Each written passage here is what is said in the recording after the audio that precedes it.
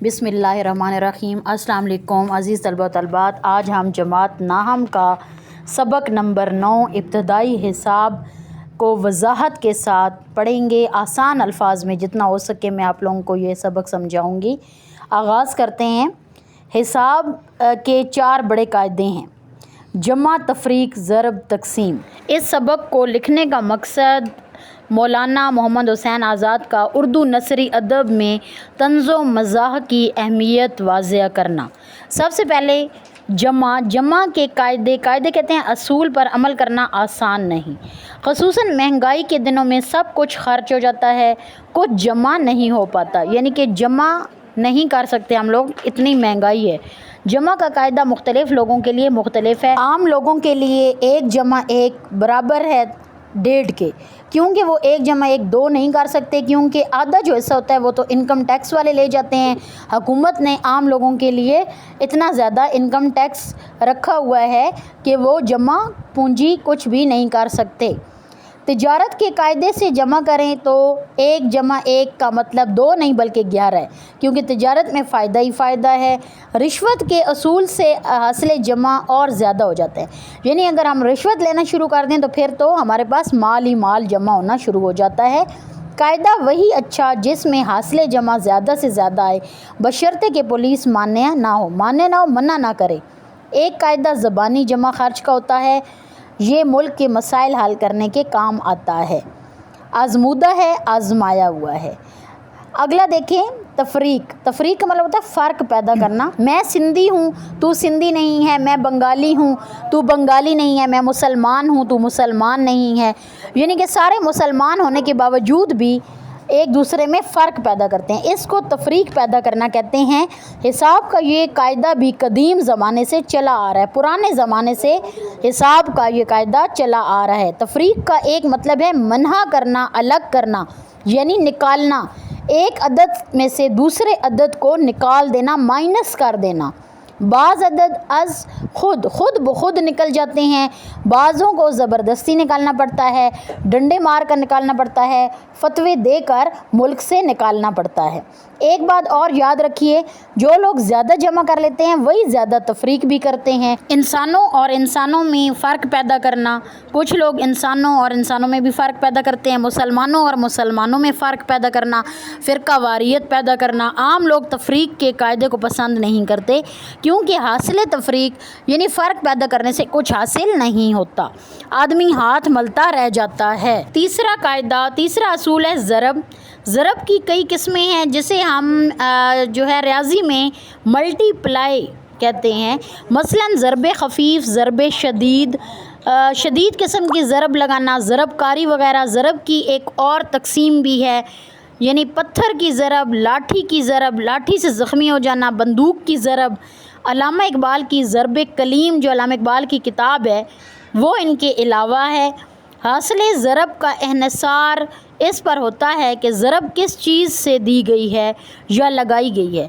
आदमी को आदमी से ज़रब दें तो हासिल ज़रब भी आदमी ही होता है, लेकिन ज़रूरी नहीं कि वो ज़िंदा हो, यानी ज़रब लगाना किसी को ज़ख़म लगाने के मुतरादिफ़ है। ज़रब के कायदे से कोई सवाल हल करने से पहले ताज़ीरात पाकिस्तान का मतलब है पाकिस्तान का आइन पढ़ लेनी चाहिए। तकसीम ये हिसाब का बड़ा ज़रूरी कायदा है, कानून है। सबसे ज़्यादा झगड़े इसी पर होते हैं, यानी जायदाद की तकसीम हो उसी पर बहुत ज़्यादा झगड़े होते हैं। तकसीम का मतलब है बांटना, अंधों का आपस में रेवड़ियाँ बांटना, तकसीम करना। बंदर का बिल्लियों में रोटी बांटना, चोरों का आपस में माल बांटना, एहलकारों का आपस में रिश्वत बांटना। मिल बांट कर खाना अच्छा होता है, दाल तक जूतों में बांट कर खानी चाहिए, यानी हर चीज़ तकसीम करनी चाहिए। तकसीम का तरीका कुछ मुश्किल नहीं है। हकूक़ अपने पास रखिए, यानी कि अगर आपका घर है और आपको विरासत में से हिस्सा मिल रहा है तो आपके घर में आपका हक़ तो बनेगा, लेकिन माँ बाप की जो खिदमत है वो आपका फ़र्ज़ है। हकूक़ अपने पास रखिए और फ़राइज़ दूसरों में बांट दीजिए। माँ बाप की खिदमत दूसरों में बांट दीजिए कि माँ बाप की खिदमत करना आपका फ़र्ज़ है, लेकिन घर में हिस्सा लेना मेरा हक़ था। रुपया पैसा अपने केसे में, केस कहते हैं जेब में डालिए। कनात की तलकीन दूसरों की कीजिए। कनात कहते हैं सादगी, जो मिल जाए उस पर गुजारा करना। کہ ہم روپیہ پیسہ تو اپنی جیب میں ڈالتے ہیں لیکن دوسروں کو صبر کی تلقین کر رہے ہوتے ہیں کہ جو مل جائے اسی پر گزارا کرنا چاہیے، جبکہ اپنی جیبیں بھرتے رہتے ہیں۔ اگلا قاعدہ ہے ابتدائی الجبرا۔ یہ بھی ایک قسم کا حساب ہے، چونکہ طالب علم اس سے گھبراتے ہیں اور یہ جبراً زبردستی پڑھایا جاتا ہے، اس لیے اسے الجبرا کہتے ہیں۔ حساب اعداد کا کھیل ہے، الجبرا حرفوں کا کھیل ہے۔ ان میں سے سب سے مشہور جو حرف ہے لا ہے، اس کے کچھ معنی نہیں بلکہ یہ ایسا ہے کسی اور لفظ کے ساتھ لگ جائے تو اس کے معنی بھی سلب کر لیتا ہے، یعنی چھین لیتا ہے۔ سلب کا مطلب ہوتا ہے چھین لینا، جس طرح لا مکان، لا دوا، لا ولد وغیرہ۔ بعض مستثنیات بھی ہیں، یعنی الگ الگ بھی، مثلاً لاہور، لاڑکانہ، لالٹین، لالو کھیت وغیرہ۔ اگر ان لفظوں کے ساتھ لا نہ ہو تو بنیں گے ہور، رکانہ، لٹین اور لو کھیت کے کچھ معنی نہ نکلیں اگر لا نہ لگے ان لفظوں کے ساتھ۔ تو لا کا ہونا کتنا ضروری ہے۔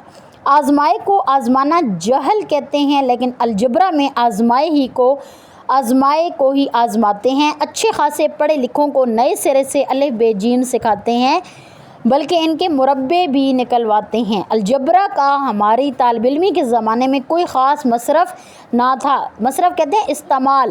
اس سے صرف اسکولوں کے طلبہ کو فیل کرنے کا کام لیا جاتا تھا، یعنی الجبرا میں ہر طالب علم پاس نہیں ہو سکتا تھا، ہر کسی کو الجبرا نہیں آتا۔ لیکن آج کل یہ عملی زندگی میں خاصا استعمال ہوتا ہے۔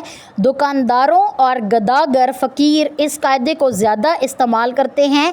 پیسہ لا اور لا اور لا۔ بعض رشتوں میں الجبرا یعنی جبر کا شائبہ ہوتا ہے، شک ہوتا ہے، جیسے mother in law, father in لا وغیرہ۔ ابتدائی جیومیٹری بھی جو ہے وہ لکیروں کا کھیل ہے۔ علماء جیومیٹری کو ہم لکیر کے فقیر کہہ سکتے ہیں۔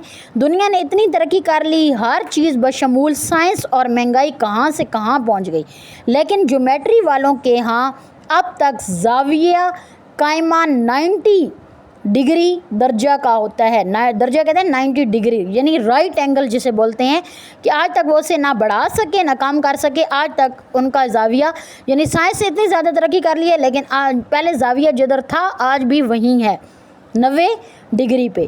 اور مثلث کہتے ہیں 3 کونوں والی، جسے ہم ٹرائی اینگل کہتے ہیں، 3 کونی کے اندرونی زاویوں کا مجموعہ 180 درجے سے تجاوز نہیں کر پایا۔ مطلب یہ ہے کہ سائنس نے بہت زیادہ ترقی کر لی ہے لیکن مثلث جو 3 کونوں والی ہے وہ ابھی تک ویسی کی ویسی ہی ہے، اور اس کے درجے بھی 180 ہیں۔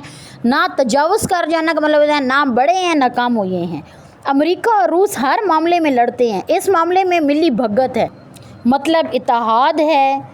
ہم اپنے ملک میں اپنی پسند کا نظام لائیں گے تو اپنی اسمبلی میں ایک قانون بنوائیں گے، چند درجے ضرور بڑھائیں گے، مثلث کے بھی اور زاویے کے بھی۔ مستطیل بھی پرانے، مستطیل کہتے ہیں 4 کونوں والی جو ہوتی ہے، جسے ہم ریکٹینگل بولتے ہیں۔ پرانے زمانے میں جیسی چورس تھی 4 کونوں والی تھی ویسی آج کل بھی ہے، کوئی اس میں بھی ترقی نہیں ہو سکی، سائنس نے اس کے کونے بھی نہیں بڑھائے۔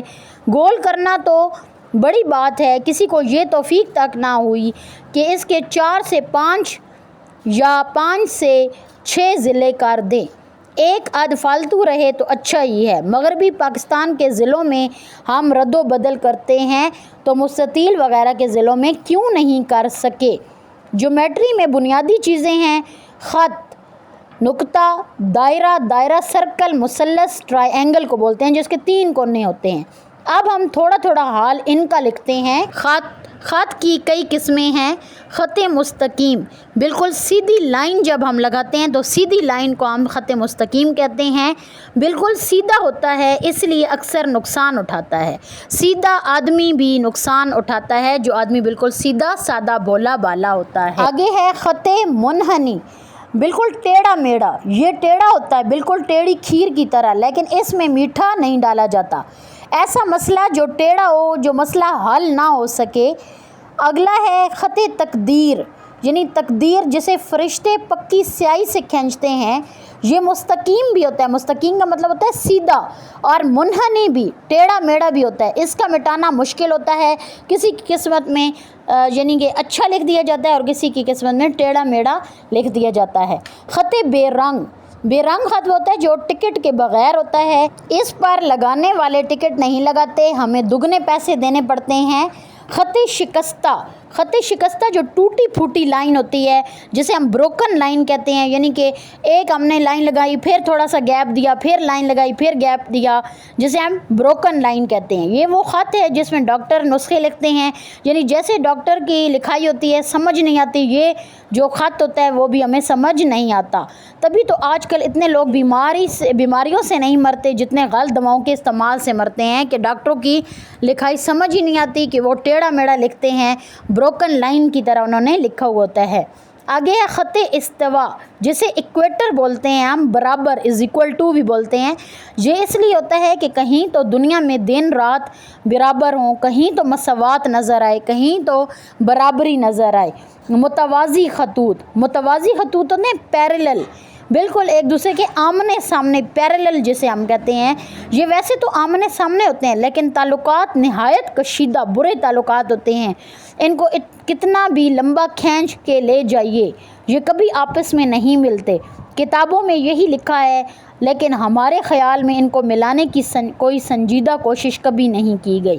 آج کل بڑے بڑے ناممکنات کو ممکن بنا دیا گیا ہے، تو یہ کس شمار قطار میں ہیں؟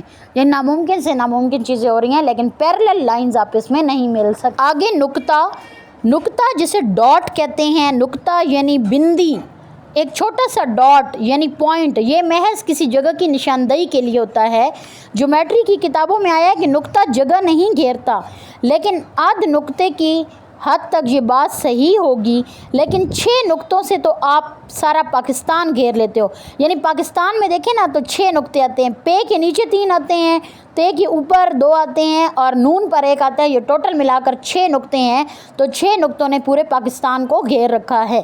دائرہ کسے کہتے ہیں؟ سرکل، گولائی میں گول دائرہ چھوٹے بڑے ہر قسم کے ہوتے ہیں، لیکن یہ عجیب بات ہے کہ قریب سبھی گول ہوتے ہیں، ہر سرکل گول ہی ہوتا ہے۔ ایک اور عجیب بات ہے کہ ان میں قطر کی لمبائی، قطر کہتے ہیں ڈایا میٹر، جب گول پورا دائرہ ہوتا ہے نا وہ ڈایا میٹر ہوتا ہے، کی لمبائی ہمیشہ نصف قطر سے دگنی ہوتی ہے۔ نصف قطر آدھا جسے ہم ریڈیس بولتے ہیں۔ یہاں یہ سمجھنے کی بات ہے کہ جب پورا سرکل ہوگا تو اس کی لمبائی زیادہ ہی ہوگی، تو جو ہاف ہوتا ہے، نصف قطر کہتے ہیں ریڈیس کو، یعنی کہ سرکل کا جب ہاف کر لیتے ہیں درمیان سے تو اس کی کم ہوگی، تو قطر کی لمبائی ہمیشہ نصف قطر سے زیادہ ہی ہوتی ہے۔ جیومیٹری میں اس کی کوئی وجہ نہیں لکھی گئی، جو کسی نے پرانے زمانے میں فیصلہ کر دیا اب تک چلا آ رہا ہے۔ ایک دائرہ اسلام کا دائرہ کہلاتا ہے، پہلے اس میں لوگوں